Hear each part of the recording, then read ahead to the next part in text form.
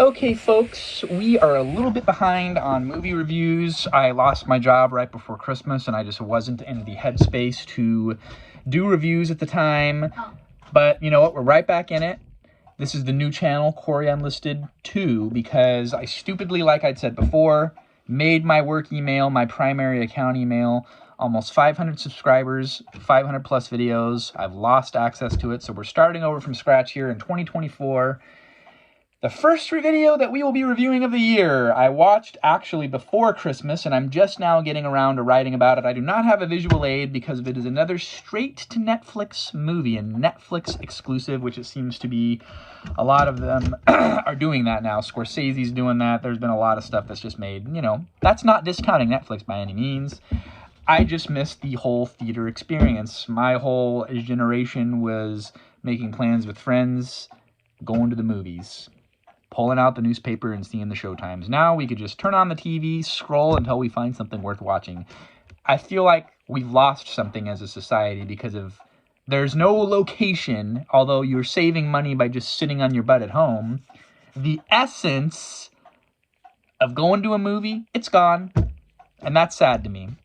That being said, today's feature, it came out in November of 2022, hour and 40-minute runtime, directed by Charles Shire, The Noel Diary.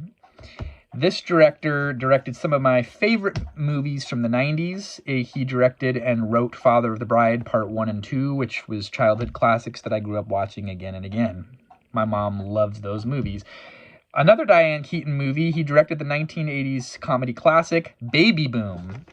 And this particular movie, the Christmas genre, starring Justin Hartley, who you will all know from the hit TV show. At least my wife watched it. I didn't really watch it. This is us. He played one of the kids. So let's jump right into this. There's not a lot of information on it. The Wikipedia page was that small. Basically, the premise is he's a famous author. He's kind of a loner. His brother died when he was a child, fell out of a tree, and his parents ended up divorcing, and he hadn't spoken to his dad in 30 years, kind of not open to a relationship. And then he finds out via his mother's estate attorney, trust attorney, that she had passed away. And he goes back to his childhood home from his opulent compound from being a famous author to kind of go through her little house. And it is a hoarder condition, and he wanted to take the time personally to go through everything. A mysterious woman is watching him from across the street. He thinks maybe it's just a fan, maybe she's just creeping on him. She has no idea who she is. She is outside of his childhood home because she found out that her mother, who she never knew, she was given up for adoption, was a nanny for this family when this guy was a little kid. So there's a connection there, a family connection. So she's trying to find out who her real mother is, and through the process they find this Noel Diary, which is the diary written by this woman's mother.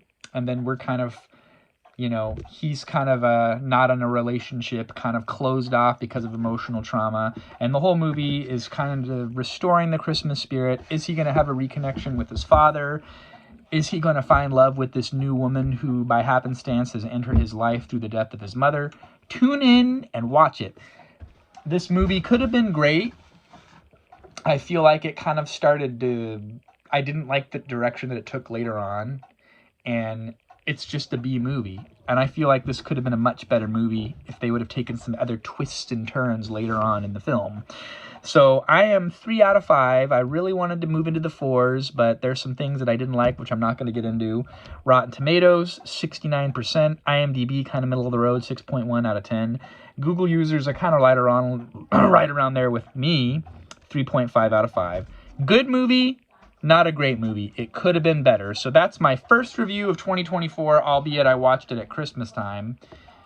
Next up, we will be reviewing an early 2000s rom-com, and my wife will be special guest on that. So tune in next time on the channel. Do you have anything you want to add? You didn't watch The Noel Diary with me, so you don't really have any... Anyways, I watched a movie before yesterday. Yeah? Called The Incredible Story of the Giant Pear. I'll get the DVD right now. Okay. This review is going in a direction that I wasn't expecting. Samuel, we're running out of time here. We got the general gist of the Noel Diary. I'd like to know your comments down below. Resubscribe if you are one of my past subscribers. We're going to be migrating everything over here to the new channel, Corey Unlisted 2. So this is a Danish film. Bonus review. Danish animated film. Very low scoring and had 36% Rotten Tomatoes score. But what did you rate this movie?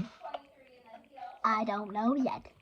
You don't have a 1 to 5 rating? 5 being the best? 1 to 5, 4 out of 5.